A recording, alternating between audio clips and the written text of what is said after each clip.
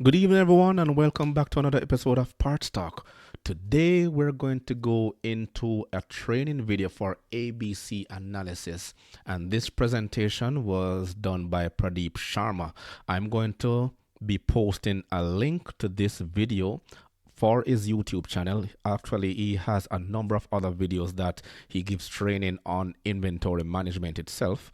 And I want to thank him for reaching out and giving me the opportunity to comment on this video, because I've also used ABC analysis in my work, and I've found it to be very helpful. It's a very useful tool for persons in the auto industry, but not only that, individuals who work in large warehouse facilities, distribution centers, inventory managers, parts managers, they also can utilize this tool in order to manage their stock properly. So let's go deep into it, and I will be making my comments as we go along. Hello friends, welcome to my channel again, and today in this video we will try to learn how to do ABC analysis for inventory management. Well, ABC analysis has been done in a 6-step. Step 1 will try to calculate the average sales value in a given data. Step 2, the sorting of data on descending order. Step 3, the calculation of sum of the average sales value.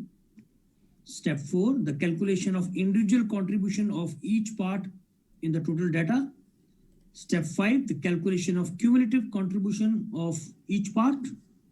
And step 6, finally, ABC mapping and tagging of each part. So let's see the ABC analysis live. So I have taken a sample data for conducting this activity. So here I have 4 column in my Excel sheet. Part number, which is nothing but a material code, the description, which means the part name, the average sales quantity per month. Now this quantity could be based on last 3 months sales or 4 months or 6 months, whatever the way you would like to choose. And the price for each part, that's an individual price for each part. Of course, the sale price. So now, When he says average quantity here, is in the automotive industry, we use the MAD, which is monthly average demand, right? Which gives you whether you're carrying 2 months of stock, 3 months of stock, 4 months of stock, and it gives you the total amount sold over those period of time on a regular basis. So it's just the total amount of stock you carry, whether it's 3 months, 4 months, the average stock itself. as per the ABC steps, we will start ABC analysis. So for step 1, we have to calculate the total sales value. For that, we can create a new column here, and we can name it totals value. You can give it any name, which is nothing but a multiplication of these two data. I mean the average sales quantity into the price. So we will put the formula is equal to this quantity into price. Enter, and here the value will come. And similarly, I will copy the whole this formula for rest of the data. So here I will put my cursor and just double click it, and this will happen to the entire data.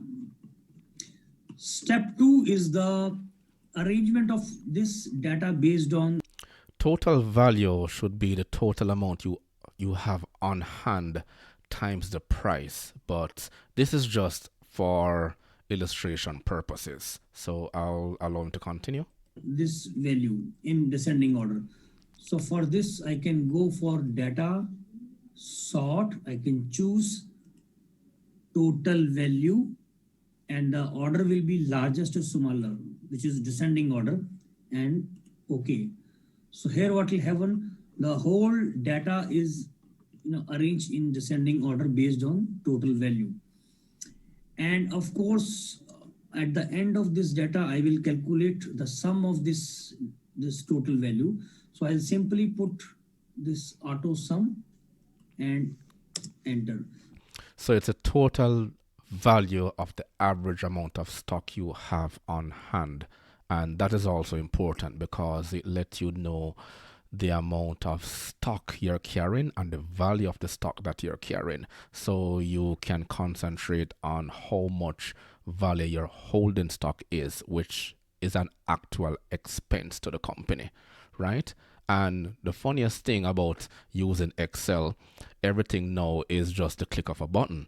And in days of old, 15, 20 years ago, you actually had to go to school to learn all of these formulas to be certified in Excel or DOS or Linux or any one of these software that we're using now.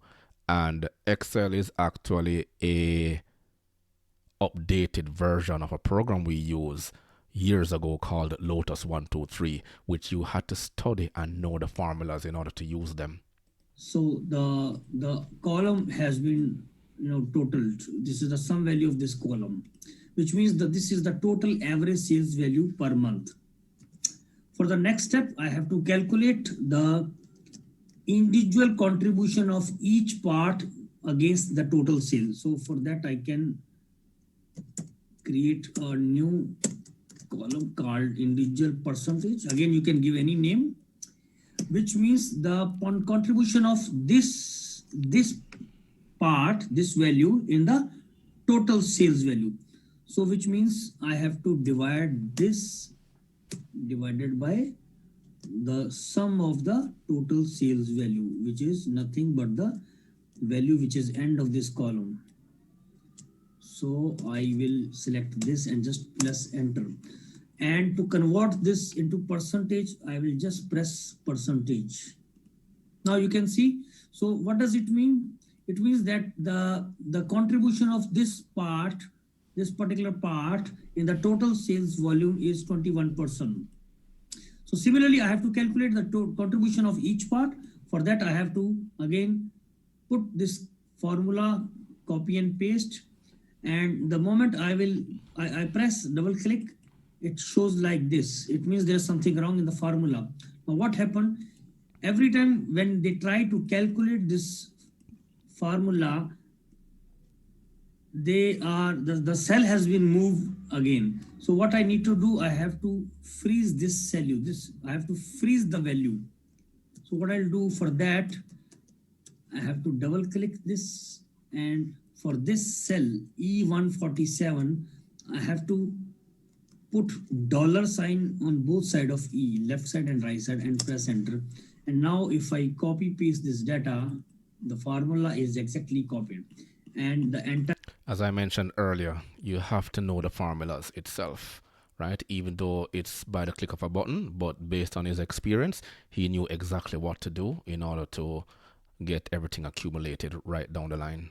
Data has been calculated for the contribution. The next step is the calculation of cumulative value, cumulative percentage again. This is very simple. For first value, it will be 21%, of course, because before 21, there is no data. For next value, it should be 21 plus 14, which is 21 plus this. And similarly, I have to copy this formula for the rest of the data. Now with this data, almost ABC has been done. The only last step has been to give the mapping and tagging. Now, as per the rule, the 10% item, which contributes the 70% of the total value, is called A class item. So I will put A, and I'll carry on A till the time I reach at 70%. So somewhere like this, because here it starts 72. So all these items belong to A class. For B class, 20%, which means 70 to 90%. So again, I'll drag the data till the time I'll get 90. So here, 89, I will map this data as B, and the rest of the data is C. So my ABC has been done successfully. And the thing is, this is part of a rule called the Pareto's Law, where 20% of your parts actually accounts for 80% of your profits or your sales. That's basically what it is, the 80-20 rule. So it is important for you to use ABC classification to concentrate on these items, which is your A category. for B and C. B is classified as medium, C is classified as slow moving or non-moving items. So the categories in A is what will derive the most of your profitability and fast turnover. To cross-check, to get the summary, I can see how many parts belong to A, B, and C category. For that, I can use again E, insert, and pivot table. For pivot table, the range has been selected. Choose new worksheet, press OK, and position A, B, C category on the row label, and again the A, B, C in the value. So here it will show you that out of 144, 145 item, how many items belong to A category and B and C. So basically, again, as I mentioned earlier, A category, only 6 items account for 80% of your profits. B and C, especially C here, is what you should be looking to get rid of. This will be dead stock over a period of time, or some of them are already dead stock, depending on your aging classification, whether you carry high stock months or low stock months, right? And you have to account for obsolescence. And then you have the 3 categories there. You have your aging, staging, and scrapping categories, depending on the region that you're in, and your return policy as well to your manufacturer. But that's a whole different story right there. This is all ABC analysis has been done. Thanks for watching the video. Goodbye. Thank you, Pradeep. And what I'm going to do is to go show you an illustration of how I used ABC analysis and how much in depth it was for me. But I learned about this technology back in 2008, and it's very simple. However, here are some of the files that I used at the time, and let me give you a quick overview, right? So it was inventory control class ICC by MAD and COS, right? As I mentioned earlier, A is fast moving item, B is medium, C is slow moving, and then you break it down by cost classification 1, 2, and 3. So you over here, if you go across, you have C3. C3, which is a slow moving, high cost items. You have to try to get rid of these. These are what is weighing down your department itself, right? And if you have large inventory in terms of the value, you have to try to get rid of these. And you utilize this tool in order to go deep and in depth on how to do it. And I mentioned MAD earlier, which is the monthly average demand. Max and min, depending on the program you're using, whether you're using ADP, CDK, or Reynolds on Reynolds, AP, SSP Automate, and SP Automate, yeah, and some Dealerman. There are numerous programs out there. Even QuickBooks, you can also utilize some of these categories inside QuickBooks itself. Your stock months, your MAD class, your cost classification class itself. And on the next sheet, right, these are the formulas that came up that we had to utilize itself in order to differentiate the different classification class itself, right? So you have your MAD class, CC, BBC, and everything right here.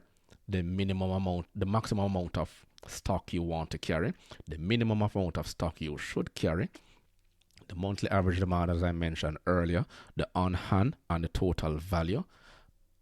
And let me go to the last and final sheet that I will be showing you as illustration here. We give you a breakdown by the average stock month. So again, your A1, A2, A3 is what you should be concentrating on right here.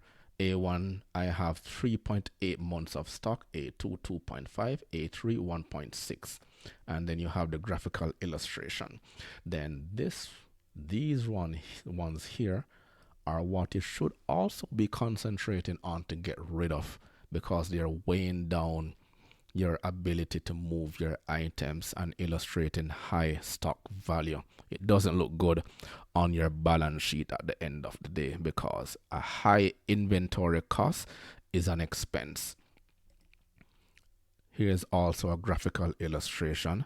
This is in Jamaican dollars, of course, when I worked in Jamaica. And the exchange rate now to the US is average $150 to $1 US. Yes, it's quite high. So never mind the high value here. And at that time, I had $132 million in stock, 100% here. But if you look at my A1 to A3 category, especially my A1, which is considered my fast moving items, only 9%, 1%, 3% here, which I should be concentrating on. And then the ones I should be focusing on getting rid of in order to free up my stock is the C1, C2, C3 categories, and it's broken down. The graphical illustration is also here as well, so you can go in depth. You can play with this tool as much as possible.